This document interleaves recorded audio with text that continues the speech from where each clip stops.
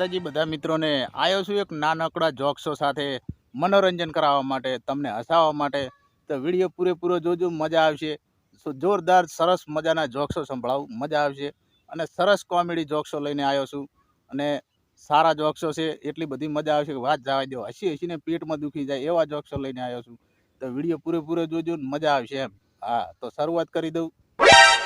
તો મિત્રો, ગમે ત્યારે આ પરણેલા વ્યક્તિઓ છે મારા જેવા, એટલે ગમે ત્યારે પત્ની હારે ઝઘડો થાય ને એટલે એક વાત નક્કી કરવાની, તમારે જોવું હોય જોજો કે ઝઘડો થયા પછી પત્ની પતિના બાજુથી કેવી રીતે નીકળે ખબર? જેમ લોકલ રેલવે જતી હોય ને એની બાજુમાંથી પેલી વંદે ભારત એક્સપ્રેસ નીકળે ને એટલી સ્પીડમાં નીકળે. બોલો ઘસી. હા, અબુલા લઈ લઈને પછી ઘસી નેહરે તો આમ સમ લઈને આમ બોલો માથાના વાળ ઊભા થઈ જાય એવો તો વાયરો આવે.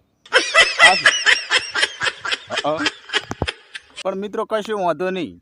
ગમે એટલો આપણને ગુસ્સો આવે કે ગમે એટલી ચીડ થાય તો એટલું વિચારી લેવાનું કે આની પહેલાં ઘણો ગુસ્સો કર્યો હતો પણ કોઈ ઉખાડ્યું નથી, એટલે એવું વિચારીને સહન કરી લેવાનું. બાકી બીજું કોઈ વળે નહીં.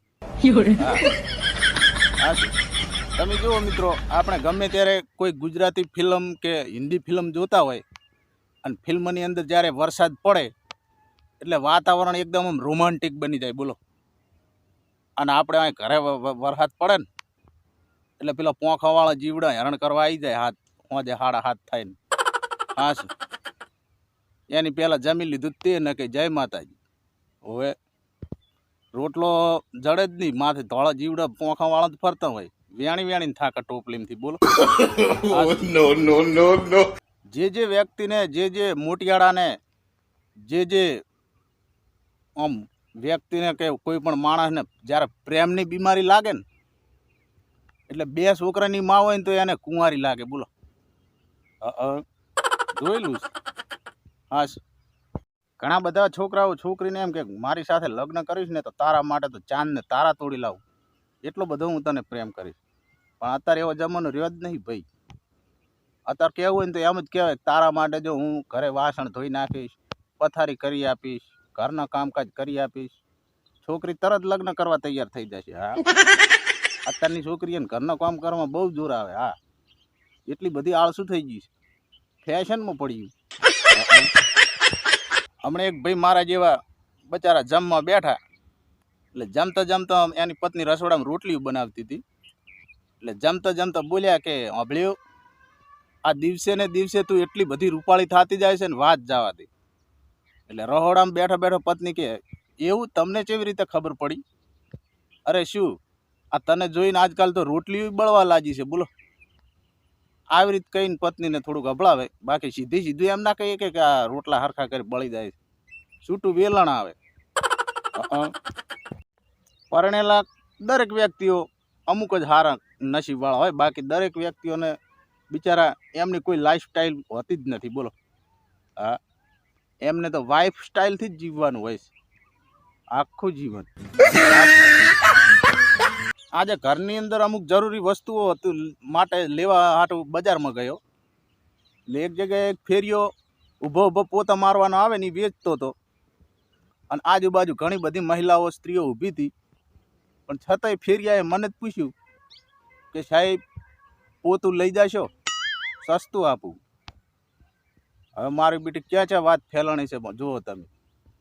આ ફેરિયાને શું ખબર કે હું ઘરે પોતા મારું? તરત કહી દે મોઢા ઉપર ફેરિયા. હા, અત્યારના આ આધુનિક જમાનાની અંદર તમે જુઓ, ઇન્ટરનેટ અને ઓક્સિજન બે એક જ સરખામણી થઈ ગઈ છે. બોલો. હા, જેમ માણસને ઓક્સિજન વગર શ્વાસ ફૂલે ને એવી જ રીતે જો નેટ ઘડીક ના પકડાય ને તો માણસના જીવ અધેર થઈ જાય. બોલો. હા, ઓમ ઘડીક ધાબા ઉપર ચડી જાય, ઝાડ ઉપર ચડી જાય. આવું હમણાં એક ભાઈના બૈરાને થોડીક કાનની અંદર તકલીફ થઈ છે, એટલે કાનના ડૉક્ટર જોડે લઈને ગયા. એટલે કીધું, સાહેબ કે શું તકલીફ છે આમને? એટલે ભાઈ કે સાહેબ આ સાંભળતી નથી. એટલે ડૉક્ટર સાહેબ કે સંભળાતું ના હોય તો હું ઈલાજ કરી આપું, અને બાકી તમારું અભળતી ના હોય ને તો વકીલ પાસે જો નિર્ણય અહીંયા થઈ જાય. આ ભાઈઓ બિચારા તમે જુઓ, બાળ દાઢી વાળ બાળ કપાઈને આમ ઘરે આવે ને તરત નાહી ધોઈને ફ્રેશ થઈ જાય. પણ તમે જુઓ, કોઈ સ્ત્રી કે છોકરી કોઈ બ્યુટી પાર્લરમાંથી જઈને આવે, કોઈ દાડે જોયું મોઢું ધોતાય ના ધોવે, ના કે રેલા રગડા ઉતરે. બોલ.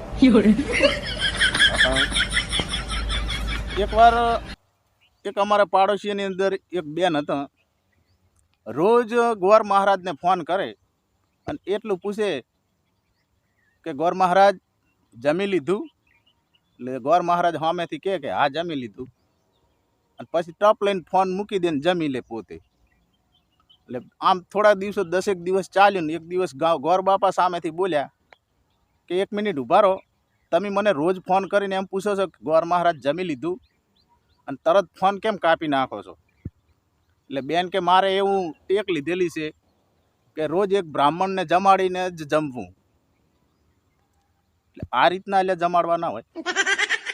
આ મહિલાઓ બોલો અહીંયા કોઈ પહોંચે એવું છે. તાર હમણાં વચમાં મારા હાથમાં એક લગ્નની કંકુતરી હાથમાં આવી અને એમાં લખેલું, લાડાનું નામ લખેલું તુફાન અને લાડીનું નામ લખેલું હોધી. હવે મારું બેટું અહીંયાના છોકરા થાય એકલા વાવાઝોડા જ આવે ને અહીંયાના નામે પછી વાવાઝોડા જ પાડવા પડે. ચક્રવાત ઘરમાં પડે વરસાદી વરસાદ બારો માસ. હા તો મિત્રો, વિડીયોની અંદર મજા આવી હોય, જોક્સો સારા ગમ્યા હોય અને હસવાની મજા આવી હોય તો વિડીયોમાં એક લાઇક કરતા જાજો. ચેનલ સબસ્ક્રાઈબ ના કરેલી હોય તો ચેનલને સબસ્ક્રાઈબ કરી દેજો, જેથી મારો બીજો વિડીયો તમારી ત્યાં ફટાફટ મોબાઈલમાં આવી જાય અને ફરીવાર તમને મારા જોક્સો સાંભળવા મળે. અને ગરીબના જોક્સો સાંભળતા રહેજો, મજા આવશે. વિડીયો જોતા રહેજો, સપોર્ટ આપજો, સાથ આપજો. તો રજા માગું, મળીએ બીજા વિડીયોમાં નવા જોક્સો સાથે. હા તો રજા આપશો. જય માતાજી.